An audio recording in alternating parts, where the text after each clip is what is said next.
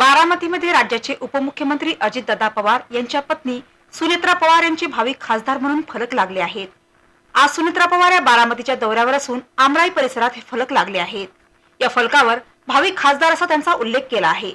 राष्ट्रवादी काँग्रेस संस्थापक आणि बारामतीकर जनतेचे भाग्यविधाता शरद पवार तसेच सध्या या मतदारसंघाच्या खासदार असलेल्या सुप्रिया सुळे यांना हा मोठा धक्का असल्याचे बोलले जाते। मात्र बारामतीकरांचा कौल नेमका कुणाला हे येत्या लोकसभा निवडणुकीत पाहायला मिळेल। ठळक घडामोडींसाठी देशोन्नती न्यूज चॅनलला सबस्क्राइब करा आणि बेल आयकॉन प्रेस करा।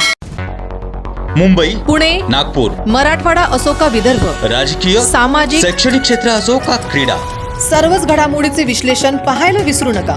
फक्त देशोन्नती न्यूजवर।